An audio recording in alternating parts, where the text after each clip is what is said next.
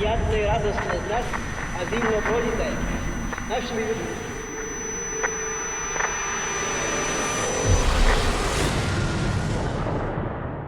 A Rússia, tomada como espaço geográfico, era predominantemente um espaço agrário.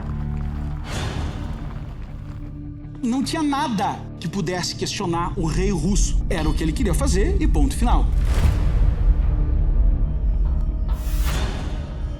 O Lenin vai pegar os livros do irmão. Ele vai se interessar por direito e vai encontrar o Manifesto Comunista e o Capital. Советская власть неминуема, неизбежна и в недалеком будущем победит во всем мире. Lenin, Trotsky e Stalin formaram a cúpula do movimento revolucionário. Juntos, traçaram ações que permitiram o êxito do programa socialista. E agora os sovietes, que são sindicatos das fábricas, começam a usar o turno noturno das fábricas para fabricar arma. Se nós nos dividirmos em dois partidos e dermos a ideia de que somos inimigos, mas trabalharmos juntos.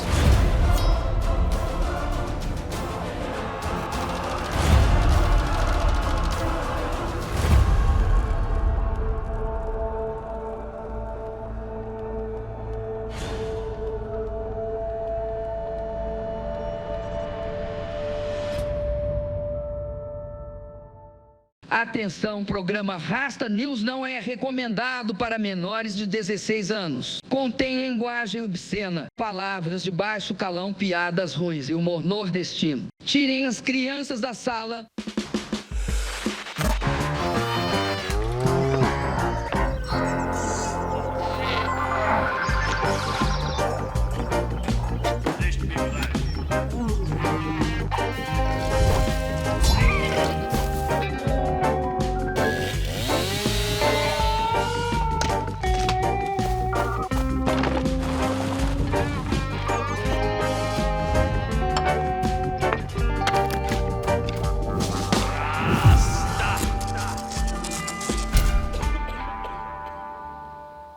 Boa noite, embaixadores, boa noite, beornos e beornas. Sejam bem-vindos a mais um Beorn News, o seu jornal semanal isento de notícias.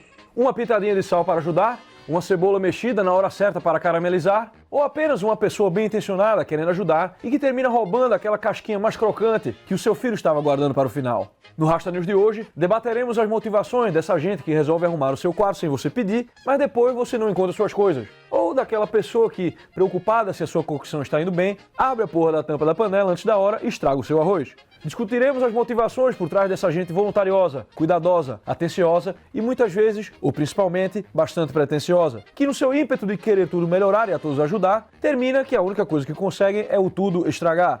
Boas intenções. De boas intenções o inferno está cheio. A estrada para o inferno é pavimentada com boas intenções. Começamos o nosso programa de hoje com essas duas frases ferozes e muito sinistras, que exercem grande fascínio sobre a crendice popular, mas que, exfelizmente, ainda são bem pouco compreendidas por muitos no nosso Brasil e ao redor do mundo. Para falar aqui sobre esse assunto, obviamente que a primeira questão a ser elucidada é: quais são as origens originárias dessa ideia de relacionar o bem intencionado ao inferno? De onde veio este entendimento? Apesar dos estudantes, pesquisadores e linguistas não terem certeza sobre alguns pontos misteriosos e desconhecidos de sua história, temos algumas anedotas e indícios que nos indicam um pouco dos caminhos tortuosos por onde esta ideia passou e os percalços que ela superou para chegar até nós. Em 1670, John Ray publicou um livro, com muitas folhas, chamado Uma Coleção de Provérbios Ingleses. Lá já se encontrava a frase Hell is full of good meanings and wishes, ou seja, o inferno está cheio de bons propósitos, anseios e desejos. Quase 200 anos depois, Henry J. Bond lançou o seu Handbook of Proverbs, o livro de bolso dos provérbios, onde enunciava The road to hell is paved with good intentions, depois muito usada por Monsieur Bruce Dickinson.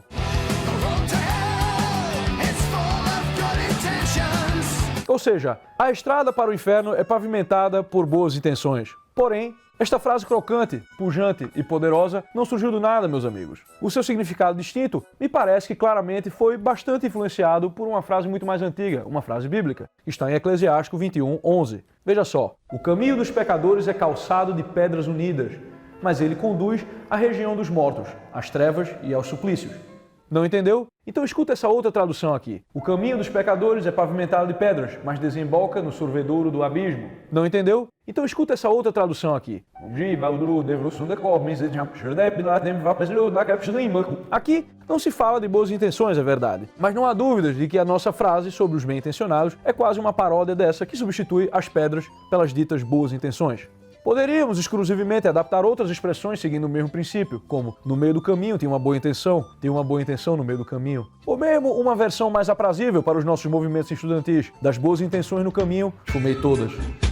E quem parar para pensar, não vai custar para perceber que o caminho das ditas boas intenções frequentemente é o caminho das aparências, esvaziadas de boas práticas, ou seja, é o caminho fácil que te leva diretamente para o colinho fogoso e serelepe do capeta. Eu sou capeta, sou demônio, sou Lúcifer, filho do Beelzebu, eu sou das mais profundezas, dos pior criatura do universo.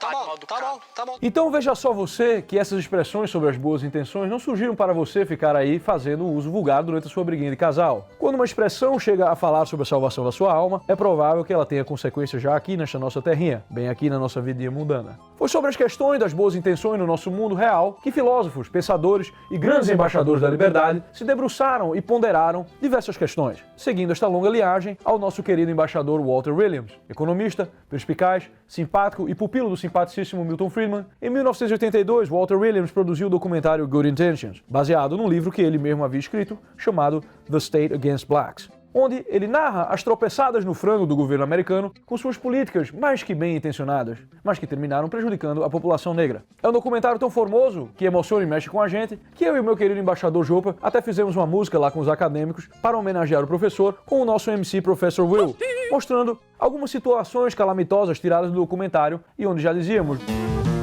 boa intenção, o inferno já tá cheio, irmão. Não vai colar. Boa intenção. O inferno já tá cheio, irmão. O inferno já tá cheio, irmão. Pra cima desse rasta não. Pois bem, deixando a nossa academia de lado e voltando ao documentário, os exemplos são muitos. A tragédia das escolas públicas, as políticas de salário mínimo que excluíram muitos jovens do mercado de trabalho, benefícios estatais que terminam desestruturando as famílias. Mas o que eu vou entrar mais aqui é sobre as regulamentações do trabalho. No documentário, o professor Williams nos conta sobre o curioso caso dos taxistas. Quem nunca ouviu alguém dizendo que se não houver regras, carimbos e limitação, haverá o caos, insegurança, milhares de bilhões de taxistas por aí e ruas intransitáveis? Pegar táxi é uma das experiências mais interessantes, meu. Porque cada dia é uma pessoa diferente, com uma história diferente. É uma experiência sempre inovadora. Sai da frente, otário! É aí que dentro do seu medo existe gente que apenas vê oportunidade. São os políticos, acompanhados de amigos sindicalistas e de Zés borrões, burocratas prontos para te regular.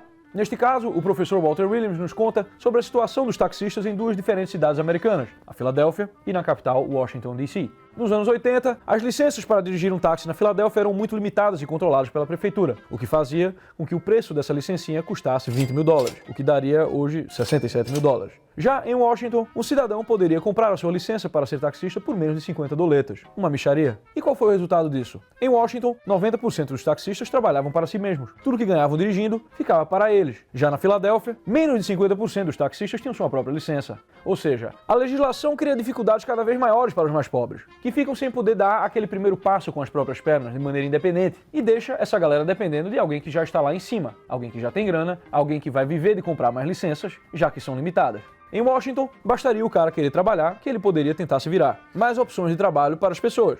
Resultado, naqueles tempos, havia 10 mil táxis em Washington e 70% deles os donos eram negros. E na Filadélfia, menos de 20%. Eu me lembro muito bem de algo muito parecido acontecendo na época das combis no meu querido Recife. Vai uma gasolina orgânica, irmão! Aquele suco de riponga!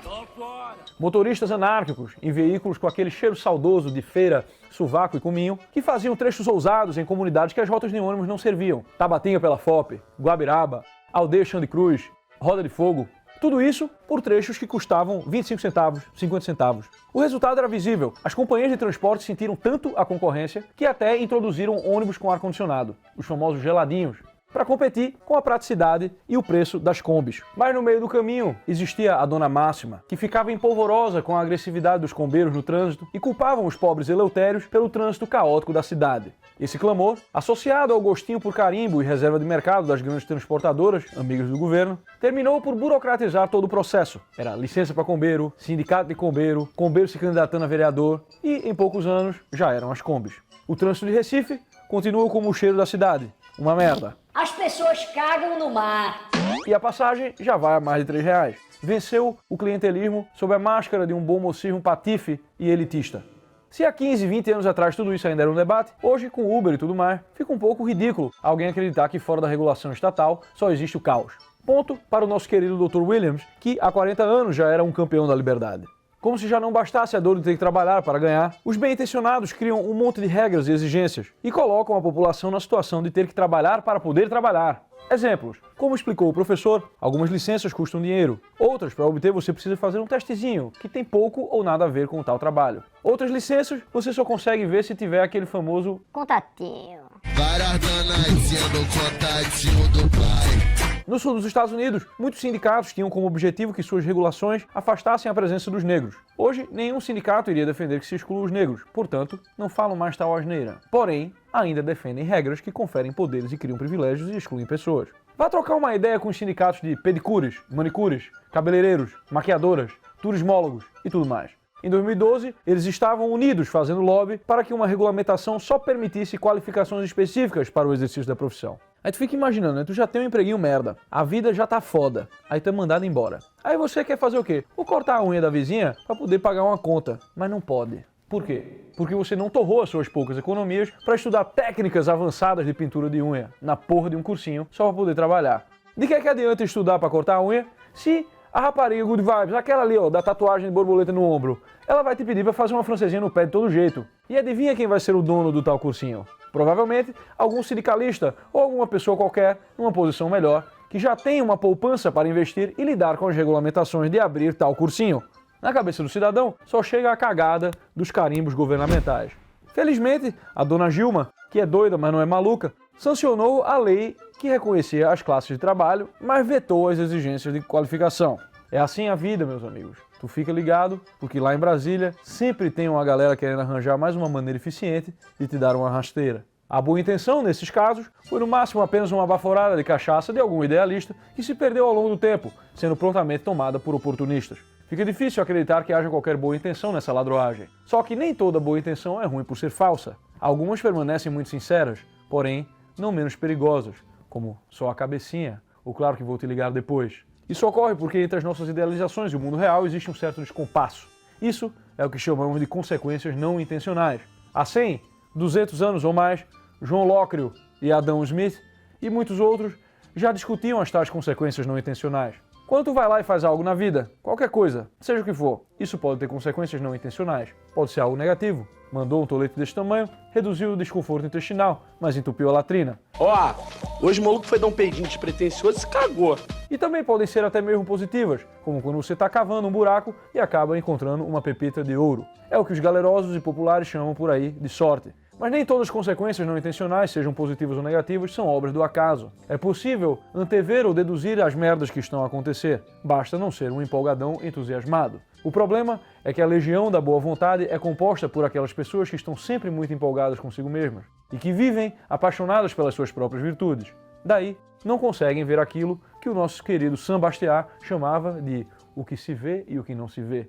O filósofo, cujo nome é sobrevivente, já havia nos alertado que, além de não discutir com roqueiros, não existe boa intenção sem amor à verdade.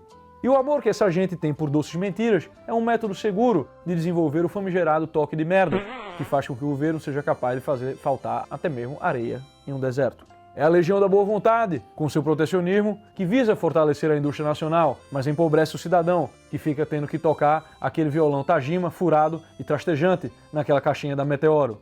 São os benfeitores entusiasmados que protestam que as máquinas e tecnologias roubam os empregos do trabalhador, sem conseguir ver as riquezas que criam. É o 13º que acha que vai conseguir convencer o empregador a pagar um mês a mais de trabalho, como se isso não fosse apenas terminar sendo retirado do salário do trabalhador dos outros 12 meses do ano. É o Getúlio, com o nosso direito às férias, que te obrigam a trabalhar menos e, portanto, ganhar menos. é o petista Aloysio Mercadante, apoiando o Sarney e o seu controle de preços para tentar controlar a hiperinflação. Quem aí se lembra? Os aluninhos mais jovens e joviais talvez não conheçam bem a história da nossa hiperinflação. Funcionava da seguinte maneira: havia uma caralhada de bancos públicos, nos quais você podia de alguma maneira criar moeda. Quanto mais moeda produzida, menor é o valor dela, certo? Pois bem, entre 1980 e 94, a quantidade de dinheiros existente no Brasil aumentou 2.300.000... Eita, como é isso aqui? Que número é isso? Isso aqui é tipo milhão, bilhão. Ah, tá. Mais de 2 bilhões%. E a inflação acumulada no Brasil entre 1980 e 94 foi de mais de 3 bilhões%. Eu precisava de R$ 2,30 para comprar um dólar de Tilenol.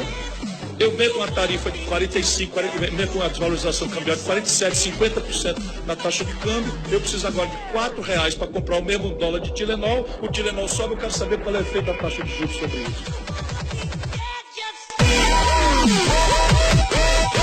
Agora você imagina aí, se um produto que você compra hoje por R$1, daqui a uns anos custasse uns milhões, ou bilhões, trilhões, sei lá, sei nem como calcula essa porra. Não, eu sabia esse com maçãs.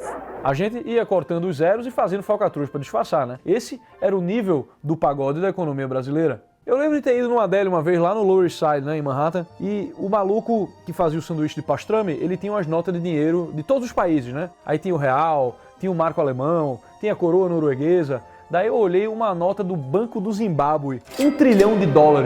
Amigo, com todos esses zeros, quando já passa do milhão, já fica mais fácil você escrever o valor da nota com um logaritmo, né? Pois bem, para piorar essa mistura de Brasil com Zimbábue, veio o Sarney e decidiu que a culpa disso era de quem? Dos empresários gananciosos. O capitalismo é frio e cruel. E seguiu a cartilha econômica dos esquerdóides da Unicamp. Baixou um controle de preços. A Argentina, que toma no cu hoje e amanhã toma no cu de novo, porque eles não sabem o que fizeram, continua nessa até hoje. Enfim, o Plano Cruzado, popularmente conhecido como Plano Currado, que é como deixou os nossos brasileirinhos esfolados, assados e currados no meio fio. O plano foi aplaudido pela grande mídia, elogiado pelos artistas. O pão nosso de cada dia, o café, o leite, tudo tem que andar dentro da tabela. Não pague nenhum centavo a mais. Mas na prática, foi aplicado graças a uma legião da boa vontade, composta de cidadãos entusiasmados, doidos para ajudar, que se prestavam ao papel de passar o dia fiscalizando mercados, quitandas, lojinhas, mercearias, para garantir que ninguém subisse os preços. E entre os mais entusiasmados, estava lá o petista Aloysio Mercadante. Agora não. Nós estamos vivendo o Brasil do cruzado. O Brasil em que a dona de casa, na maioria das vezes, vai fazer a compra com uma lista da Sunab, com uma lista do governo, que fixou os preços dos produtos, que congelou os preços. Se a intenção do controle era dar uma acalmada na escalada de preços enquanto o governo seguia imprimindo dinheiro loucamente, o único resultado foi o desabastecimento, prateleiras vazias e o desaparecimento dos produtos. Pouco depois, o congelamento teve que ser cancelado e a inflação só foi ser controlada no plano real. Mercadante, tu tá mais pra Aloysio estatizante com essas tuas ideias. Legião da boa vontade, se eu te pegar aí na 0 hora... Vou te passar na lambida. Tu que foi fiscal do Sarney. Tu passou mais vergonha nessa vida do que um certo amigo meu que fez um post para celebrar os 10 anos do lançamento do disco do Angra. Saibam vocês que o mundo não precisa de vocês, do entusiasmo de vocês. Aqui, na nossa academia, nós admiramos e respeitamos somente aqueles que compõem a legião da má vontade. Tipo o meu amigo Jopa, né? A gente chegava aqui para passar o Natal nas montanhas. Geral ia colher uma lenha, preparar o fogo, limpar uma neve e ele ficava lá o dia inteiro sentado, crescendo a barriga de chá e tomando a sua sopinha. Não ajudava com porra nenhuma. Um inútil. Mas nunca, jamais, em situação alguma, fazia algo que prejudicasse alguém. Nunca taxou, pilhou, nem regulou. Tá aí a prova que mais vale uma criatura casta, pura e inútil do que toda essa legião da boa vontade que se ajunta para exercer a sua generosidade às custas dos outros. Como já avisamos antes, muito ajuda e não atrapalha. Então fica aqui o agradecimento meu e dos meus embaixadores ao professor Walter Williams, que com seu carisma, sua generosidade e o seu ímpeto combatente, combateu a proliferação da Legião da Boa Vontade e dos caridosos da carteira alheia nos Estados Unidos. E nos deixou um legado de simpatia, simplicidade e humildade típicos de quem entendeu que caneta e carimbo não constroem mundo, mas sim são grandes estimuladores de bigodagem.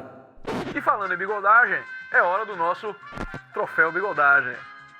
O Troféu Bigodagem de hoje vai para ninguém menos que Lyndon Johnson, o presidente americano que instituiu a guerra contra a pobreza e que terminou gerando uma política de manutenção da pobreza. Johnson talvez tenha sido o presidente americano que mais contribuiu para o estado atual das coisas. Malandro, quilingue, de caráter escamoso e oportunisticamente progressista, passou a maior parte de sua carreira política votando em favor dos segregacionistas democratas do Sul, como seu mentor, Uncle Dick Russell, da Geórgia.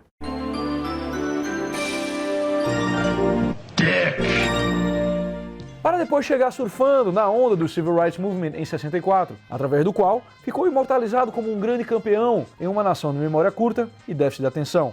Se, exotericamente, Johnson passou a se mostrar como um campeão dos frascos de comprimidos, esotericamente ele devia odiar muito essas populações, porque suas políticas são as principais responsáveis pelo aprisionamento de milhões e milhões de americanos no sistema de manutenção da pobreza. Desde que resolveu usar o governo federal para erradicar a pobreza, gerações e mais gerações de americanos foram forçados a depender de auxílio, desastre que foi ainda maior para as minorias. Como nossos embaixadores Thomas Sowell e Walter Williams já mostraram, os efeitos negativos da expansão do estado de bem-estar social, uma daquelas ideias de merda que sempre vem com um nome bonitinho, levaram as famílias de comunidades negras a uma estagnação econômica que vem se arrastando desde os anos 60.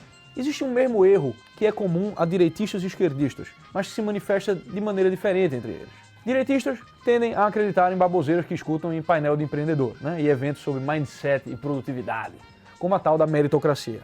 A ideia de que existe um lugar ao sol para aquele que se esforçar. Já a esquerda acredita em uma versão charlinha da mesma coisa, a de que dá para você ensinar qualquer pessoa a ser produtiva através da educação. A direita tende, então, a se posicionar mais contra programas sociais e a esquerda tende a se posicionar a favor, sem jamais reconhecer que pode haver algum incentivo à estagnação e à improdutividade. Acontece que sempre existirá uma certa parcela da população que ficará às margens desta análise. O exército americano, por exemplo, não aceita uma certa faixa de QI que corresponde a grosseiramente 10% da população. A gente está falando de um complexo cheio de dinheiro que precisa da maior quantidade de corpos possível e que ainda assim precisa rejeitar material humano porque basicamente é impossível ensiná-los a exercer qualquer atividade produtiva. Como é que você lida com isso? Ninguém respondeu isso muito bem até hoje. Mas ninguém jamais olhou para o assunto com seriedade. Fica um ali dizendo que pode, outro dizendo que não é assim. Os dois principais efeitos negativos dos programas sociais inaugurados por Johnson foram apontados pelos embaixadores Thomas Sowell e Walter Williams. A primeira é: a quantidade de nascimentos fora do casamento pulou de 8% nos anos 60 para 40% nos dias de hoje. E quando consideramos o crescimento populacional, esse aumento é bem grande. Esse aumento é significativo porque crianças nascidas em famílias quebradas possuem mais chances de sofrer abuso, deixar a escola, terminar na pobreza, violência ou andando de bermuda com o boné para trás.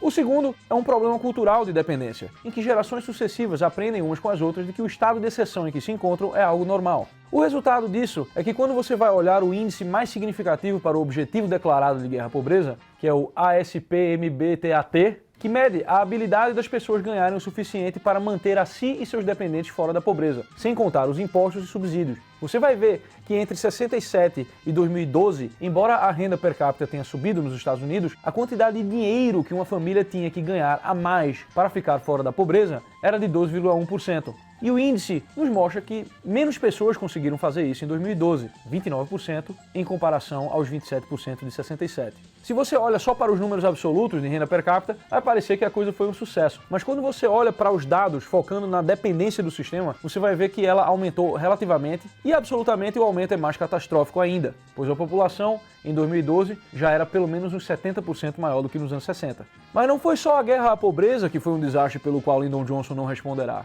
Ele também é o principal responsável pelo fracasso da Guerra do Vietnã, que tem muito em comum com a guerra à pobreza. As duas porcarias foram baseadas num programa de engenharia social progressista. Robert McNamara, um tarado secretário de defesa de Johnson e do Kennedy, aplicou ao Vietnã os mesmos princípios Faria Limer de gestão estilo Dória de calcinha, baseado em seus gráficozinhos, planilhas estimativas e projeções que ele tinha aprendido lá em Harvard e aplicado com sucesso na Ford. O completo desprezo pelo homem humano e o seu comportamento é a marca deste tipo de pensamento, que precisa que a gente se comporte como um monte de robozinho ou como tal ideal homo econômicos, para que os números possam bater. No caso, a ideia é que uma pressão militar forte no Vietnã iria gerar o resultado esperado. Cegos pela arrogância típica dos burocratas, todo mundo acreditava que ia correr tudo de acordo com o plano infalível do Cenourinha. Bastava que o mundo se adaptasse às estatísticas. Ah, esse mundo cruel. Até o próprio Charles de Gaulle ainda avisou que o governo americano estaria entrando em uma fria, estaria entrando em uma guerra que não poderiam vencer. Ninguém ouviu e o resultado foi muito semelhante ao da guerra à pobreza. A expansão de um complexo militar cada vez mais dependente da politicagem dos burocratas. É welfare e warfare andando de mãos dadas, caminhando e cantando e seguindo uma canção tocada pelos bardos do progresso. Hoje nós vemos a América à mercê de dois partidos que usufruem desta fé em um governo todo-poderoso, engessado e pagando os custos altos dessas duas dependências. à medida que empurra ali com a barriga o problema para as próximas gerações de americaninhas. E Lyndon Johnson não está aqui mais para responder. Por essa razão, ele merece o nosso troféu bigodagem. Rasta, o que é a timidez? É uma sensação equivocada, minha filha, de que o mundo se importa demais com você. Você não é tão interessante assim. Rasta, o que te atraía mais na esquerda nos teus tempos de juventude? Olha, irmão, eu acho que é a perversão de um desejo natural pela caridade e a politização de um desejo bovino pela farândola. Rasta, o que você tem contra o Coldplay? O mesmo que eu tenho contra o Dória e o Amoedo.